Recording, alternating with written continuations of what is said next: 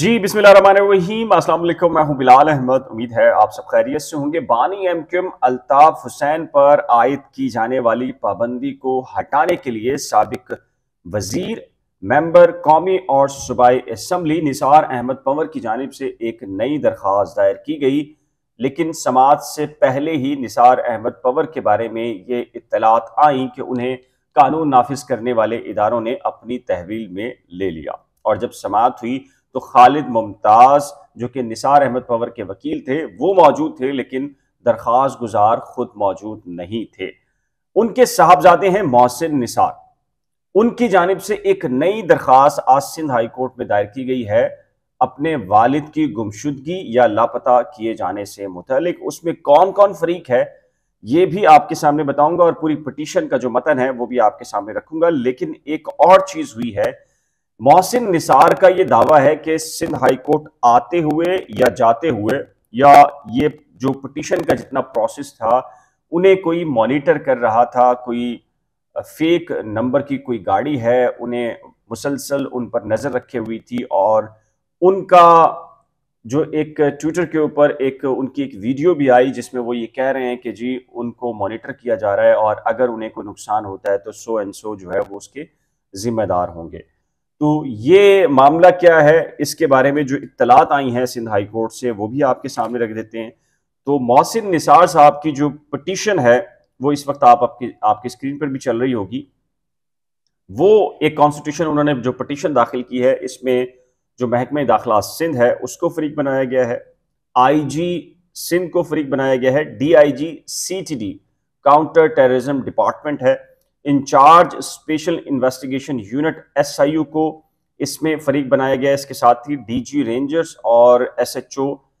تھانہ سچل کو بھی فریق بنایا گیا ہے۔ اور نثار احمد کے بارے میں یہ کہا گیا ہے کہ ایبڈکٹی اور ڈیٹینی ان کو اس پٹیشن کے اندر بتایا گیا ہے ان کے صاحبزادے کی جانب سے، اور ان کے صاحبزادے نے یہ بتایا ہے کہ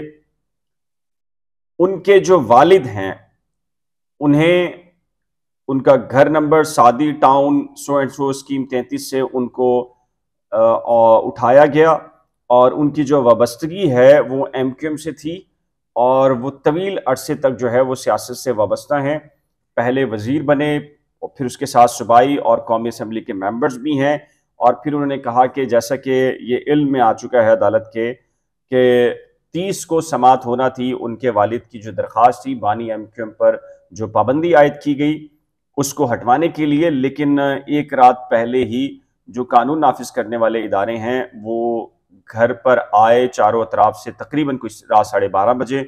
چاروں اطراف سے اس کو گھیر لیا، اور جو ہے وہ زبردستی گھر میں داخل ہوئے، اور گھر میں داخل ہونے کے بعد جو ہے وہ ان کے والد کو حراست میں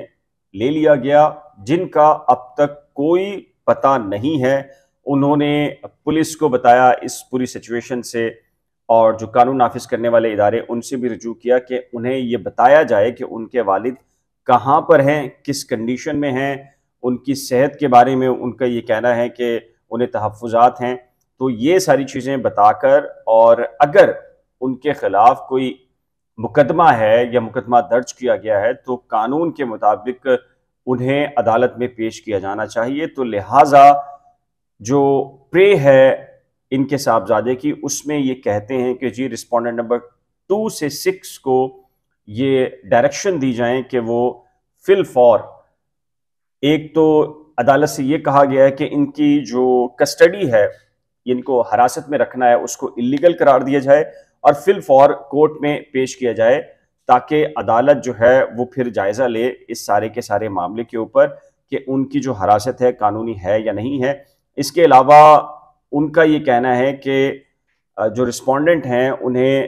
رجسٹرڈ کرنے سے روکا جائے، کوئی بھی کسی بھی قسم کی جو ایف آئی آر انتقامی کارروائی کی صورت میں ہو سکتی ہے۔ اور یہ درخواست اب ظاہر ہے کہ ان کی طرف سے دائر کی گئی ہے آج، اور اس کی سماعت اب اگر ارجنٹ اپلیکیشن آتی ہے تو کل یا پھر پرسوں اس کی سماعت متوقع ہے۔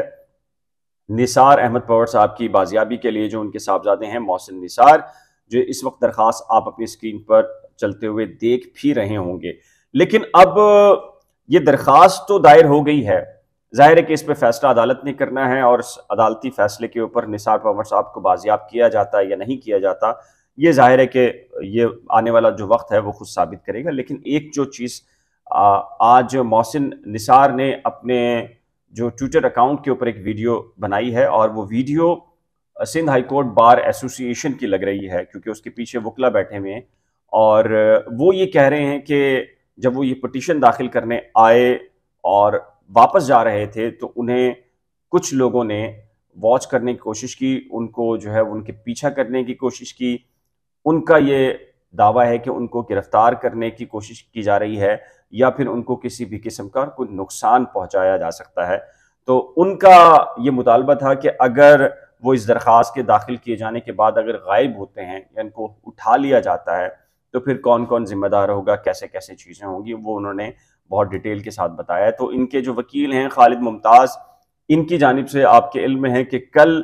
آرگیومنٹس دیے گئے تھے۔ اب خالد ممتاز کا یہ کہنا ہے کہ ایک تو نثار پرور صاحب کے بارے میں چونکہ کورٹ نے کہا تھا کہ جی آپ پٹیشن داخل کر دیں تو پھر ہم قانون کے مطابق اس پہ دیکھ لیتے ہیں، تو اب خالد ممتاز سے جو بات ہوئی ہے ان کا یہ کہنا ہے کہ وہ جو بانی ایم کیو ایم کے اوپر پابندی عائد ہے اس کو ہٹوانے کے لیے بھی جو کورٹ نے جو اعتراضات اٹھائے ہیں، مینٹینیبلٹی پر کوسچن ریز کیا ہے، تو ان کی تیاری جاری ہے کہ وہ کورٹ کو سیٹسفائی کریں گے کہ اگر پارٹی کے لیڈر کے اوپر اگر پابندی عائد کر دی جائے تو being a citizen of Pakistan اور پولیٹیکل ورکر ایک عام آدمی بھی آ سکتا ہے عدالت میں اور اس کو چیلنج کر سکتا ہے اس نوعیت کی پابندی کو۔ اب ایک نکتہ تو یہ ہے، دوسرا جو پوائنٹ کورٹ نے اٹھایا تھا کہ آپ یہ بتائیں کہ کیا بانی ایم کیو ایم نے نثار پرور صاحب کو اتھرائز کیا ہے، کوئی لیٹر موجود ہے جو نثار پرور صاحب کے بارے میں ہو تو وہ عدالت میں پیش کیا جائے۔ تو اس سلسلے میں بھی جو خالد ممتاز ہیں ان کا یہ کہنا ہے کہ انہوں نے تیاری اپنی کی ہے، اور ظاہر ہے کہ اگر یہ جیسے غیر معینہ مدت کے لیے اگر کوئی سماعت ملتوی ہوتی ہے تو اس کا مطلب یہ ہوتا ہے کہ 3 سے 4 مہینے کے بعد، 2 مہینے کے بعد اس کیس کو دوبارہ سے ٹیک اپ کیا جائے گا، لیکن اس میں فوری سماعت کے لیے ایک پروسیجر ہوتا ہے، اور وہ پروسیجر یہ ہے کہ جو پٹیشنر ہے یا کوئی بھی فریق ہے وہ ارجنٹ اپلیکیشن دائر کرتا ہے 1 سے 2 روز کے اندر، اور پھر 1 سے 2 روز کے بعد اس کی ہیئرنگ ہوتی ہے۔ کورٹ پھر طے کرتی ہے مناسب کہ ارجنٹ اس کیس کی ہیئرنگ ہونی ہے یا نہیں ہونی۔ اگر ارجنٹ ہیئرنگ ہونی ہوتی ہے تو کورٹ جو ہے وہ 10-12 دن کی ایک ڈیٹ دیتی ہے، اور اس ڈیٹ کے بعد اس پٹیشن کو سنا جاتا ہے تفصیل کے ساتھ۔ ادروائز اگر کورٹ یہ سمجھتی ہے کہ اس میں کوئی ارجنسی نہیں ہے تو عدالت اس کو ریجیکٹ بھی کر سکتی ہے۔ لیکن اب یہ سارا جو معاملہ ہے وہ اب سندھ ہائی کورٹ کے اندر ہے، اور سندھ ہائی کورٹ نے ہی یہ طے کرنا ہے کہ جو پابندی والی پٹیشن ہے اس میں کیا فیصلہ کرنا ہے، اور پھر اب یہ جو نثار احمد پنور صاحب ہیں، یہ جو لاپتہ کر دیے گئے ہیں ان کے صاحبزادے کے مطابق، تو ان کی بازیابی کے لیے جو درخواست آئی ہے، تو اب عدالت نے ان کی بازیابی کے بارے میں کیا فیصلہ کرنا ہے۔ جب بھی یہ سماعت ہوگی تو یہ امکان اس بات کا کل نہیں تو یہ پرسوں جو ہے وہ اس کی باقاعدہ ہیئرنگ ہو جائے گی، اور پھر کیا فیصلہ آتا ہے تو وہ پھر ظاہر ہے کہ عدالت کرے گی۔ اس سلسلے میں آپ کی رائے کیا ہے، آپ کیا سمجھتے ہیں، نیچے دیے گئے کمنٹ سیکشن میں ضرور تحریر کیجیے گا۔ ایک نئے ولاگ کے ساتھ جلد ملیں گے، لیکن اس سے پہلے ریکویسٹ ہے کہ اگر آپ نے کرنٹ افیئرس ود بلال اور نئی کھوج کو ابھی تک سبسکرائب نہیں کیا تو براہ کرم سبسکرائب، ویڈیو کو شیئر، لائک اور بیل آئیکن کو لازم پریس کیجیے گا۔ اللہ حافظ۔